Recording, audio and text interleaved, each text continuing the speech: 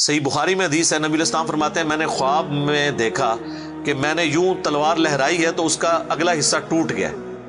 تو میں نے اس کی تعبیر کی ہے کہ احد میں ہمیں تکلیف پہنچے گی، اور پھر میں نے دوبارہ تلوار لہرائی تو وہ اپنی اصلی حالت میں واپس آ گئی، تو اس کی تعبیر میں نے کی ہے کہ اس تکلیف کے بعد پھر اللہ تعالیٰ ہمیں راحت دے دے گا۔ ظاہر ہے کہ پھر الٹیمیٹلی شکست جو ہے وہ فتح شکست میں بدلی، اور پھر شکست سے دوبارہ سے سروائیول تو کم از کم ہوگی، اگرچہ کئی انصاری اصحاب جو ہیں وہ شہید ہوئے، مدینے کا کوئی گھر نہیں بچا تھا جس میں میت نہ ہو، ایک غم کا عالم تو تھا۔ مہاجرین میں سے بھی حضرت حمزہ بن عبد المطلب، ان کا غم ہی رسول اللہ کے لیے بہت بڑا تھا، وہ آپ کے بھائیوں کی جگہ بھی تھے اور چچا بھی تھے، دودھ پیتے، رضاعت کا رشتہ بھی تھا ان سے، بھائی والا بھی، آرمی چیف بھی تھے، بدر میں بھی احد کے اندر بھی، تو حضور کے لیے وہ بھی غم بہت تھا۔ حضرت حمزہ بن عبد المطلب کا غم اتنا بڑا غم تھا کہ صحیح بخاری میں ایک پورا چیپٹر ہے غزوہ احد کے چیپٹر کے اندر نا، اس کا عنوان ہی ہے حضرت حمزہ بن عبد المطلب کی شہادت، اور اس میں وہ لمبی حدیث ہے واشی کے بارے میں۔ دو تابعین جو ہے وہ واشی کو ملنے کے لیے جاتے ہیں، وہ شام میں شفٹ ہو چکے ہوتے ہیں، اور ان سے جا کے حضرت حمزہ کا قتل کے بارے میں پوچھتے ہیں، تو واشی بتاتے ہیں کہ جی میری یعنی ڈیوٹی لگائی گئی تھی جبیر بن مطعم کی طرف سے۔ خیر وہ جبیر بن مطعم بعد میں وہ بھی مسلمان ہو گئے، وہ بھی صحابی ہیں، اور ہند جو بیوی تھی ابو سفیان کی، اس نے اپنے باپ کا بھائیوں کا بدلہ لینا تھا، تو وہ کہتے ہیں میں ایک پتھر کے پیچھے چھپ گیا اور میں انتظار میں رہا کہ میں موقع ملتے ہی سامنے آ کے وہ نہیں لڑا، اس نے چھپ کے جو ہے نا وہ نیزے کا وار کیا، اور وہ کہتے ہیں ناف والی جگہ پہ میں نے نیزہ مارا اور وہ آر پار ہو گیا، اس کی وجہ سے حضرت حمزہ کی ڈیتھ ہو گئی۔ اور پھر کہتے ہیں میں جب مسلمانوں کو اللہ نے غلبہ دیا تو میں مکہ بھی چھوڑ کے، یعنی فتح مکہ کے بعد طائف چلا گیا، طائف میں نے سکونت اختیار کر لی، تو بالآخر طائف میں بھی اسلام پہنچ گیا، وہاں کے قبائل نے بھی اسلام قبول کر لیا، چاروں ناچار میرے پاس کوئی حل نہیں تھا، تو مجھے میرے ساتھیوں نے کہا کہ رسول اللہ معاف کرنے والے ہیں، تم حضور کے سامنے پیش ہو، اللہ تعالیٰ تمہاری غلطی معاف کر دے گا، تو میں بھی ان لوگوں کے ساتھ چلا گیا۔ اب وہ نبی علیہ السلام کے سامنے پیش ہوئے، صحیح بخاری کے الفاظ ہیں کہ نبی علیہ السلام نے پوچھا واشی کا یا رسول اللہ واشی ہوں، قاتل حمزہ کا یا رسول اللہ۔ آپ امیجن کریں، آپ فرمایا کہ واشی تیرا جو یہ عذر ہے میں اس اعتبار سے اسلام قبول کرتا ہوں، لیکن کیا تم یہ کر سکتے ہو کہ مجھے اپنی شکل دوبارہ نہیں دکھانی؟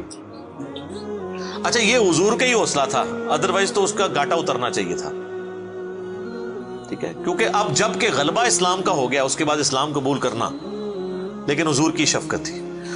لوگ اگلے جملے کو تو دیکھتے ہیں کہ حضور نے کہا مجھے شکل نہیں دکھانی، اور وہ یعنی سمجھتے ہیں کہ شاید حضور نے سختی کی ہے یا ایک فنیٹک اپروچ ہے، ایسا نہیں ہے۔ آپ دیکھیں کسی کی جان بخشی ہو گئی ہے، یہ چھوٹی بات ہے۔ تو اس پہ میں اکثر جملہ بولا کرتا ہوں کہ چچا سے زیادہ انسان کو اپنی اولاد سے محبت ہوتی ہے۔ قاتلین حسین جو ہیں، قاتلین حسن ہیں، ان کے ساتھ قیامت کے دن رسول اللہ کا کیا ایٹیچیوڈ ہوگا ایز کمپیئر ٹو قاتلین حمزہ ابن عبد المطلب۔ کوئی شخص دنیا میں کہہ سکتا ہے کہ جی مجھے اپنے چچا سے اپنی اولاد سے بھی بڑھ کے محبت ہے، تو اس کا تو ذہنی توازن بگڑا ہو تو لادہ بات ہے، یہ جھوٹ بول رہا ہوگا۔ تو یہ کربلا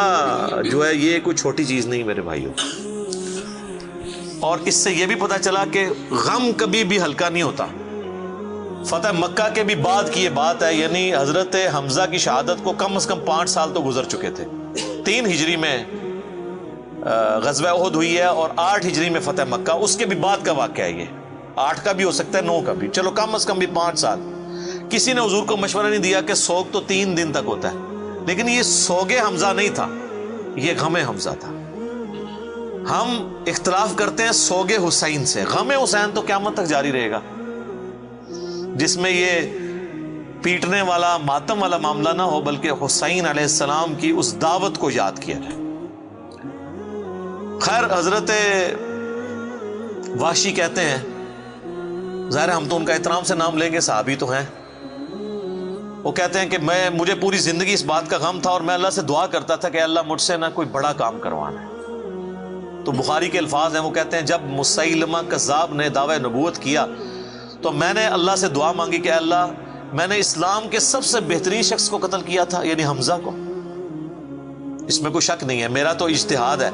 اگر حضور کی وفات کے وقت حضرت حمزہ زندہ ہوتے نا تو پہلا خلیفہ حضرت حمزہ نے بننا تھا،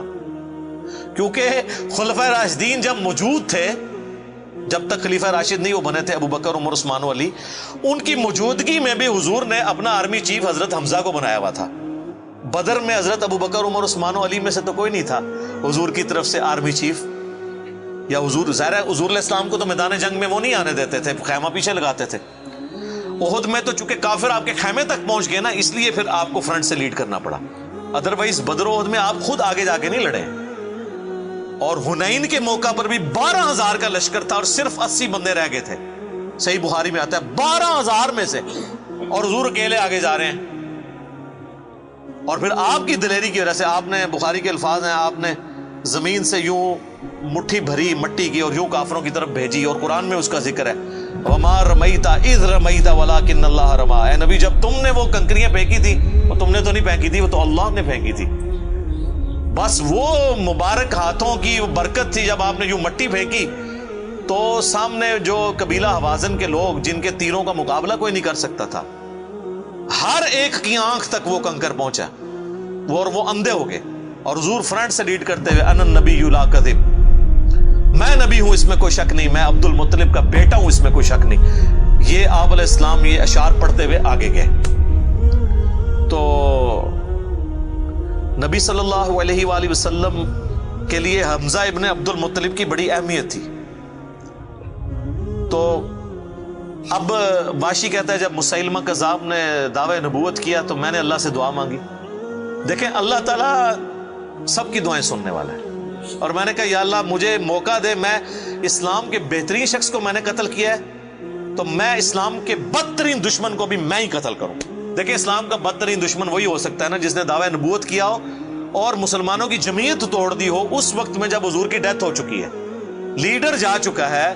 اور پیچھے مینجمنٹ کو کمزور کرنے والی بات ہے ہزاروں لوگوں کا مرتد ہو جانا۔ تو وہ کہتے ہیں کہ میں جب جنگ یمامہ کے لیے ندا کی گئی تو میں بھی اس لشکر میں شامل ہوا، اور میں نے اپنے وہی نیزہ جس سے حضرت حمزہ کو مارا تھا، سر عمر سیریز میں انہوں نے یہ سین فلمائے ہیں، وہ نکالا اور اللہ سے مانگا، اور کہتے ہیں میں نے دیکھا کہ وہ گھنگریالے بالوں والا جو ہے وہ اونٹ کی رنگت کا اس کا جسم وہ دیوار کے ساتھ ٹیک لگائے ہوئے کھڑا ہے۔ تو میں نے پوچھا کہ وہ مسیلمہ کذاب کون سا ہے، تو انہوں نے بتایا یہ ہے۔ انہوں نے دور سے اس کو مارا، ان کا نشانہ تو بڑا زبردست تھا، تو وہ مارا گیا اور گر پڑا زمین کے اوپر اس نیزے کے وار سے۔ پھر ایک انصاری صحابی نے آگے بڑھ کے اس کی گردن کاٹ دی۔ تو پھر وہ کہتے تھے کہ مجھے اللہ سے امید ہے کہ اللہ تعالیٰ اس نیکی کی برکت سے میری وہ غلطی معاف کر دے گا۔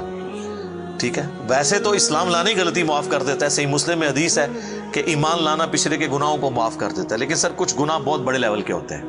اس کے لیے بہت بڑے لیول کی نیکی چاہیے ہوتی ہے اس کی کمپنسیشن کے لیے، چونکہ حضور بھی تو اس اعتبار سے تو حضرت واشی حضور کے سامنے نہیں آتے تھے نا۔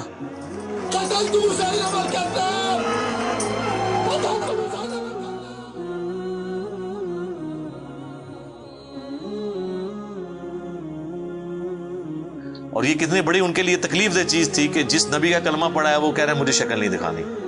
آپ اس تکلیف کو سوچ سکتے ہیں۔ ہاں اب میں یہ سمجھتا ہوں، اللہ سے امید کرتا ہوں کہ قیامت والے دن حضرت واشی حضور کے سامنے اس اعتبار سے پیش ہو سکتے ہیں کہ مجھ سے یہ غلطی ہوئی تو یا رسول اللہ دیکھیں آپ کے سب سے بڑے دشمن کو بھی میں نہیں قتل کیا، تو یہ بہت بڑی سعادت ان کو ملی۔ رضی اللہ عنہم اجمعین وعلیہم السلام۔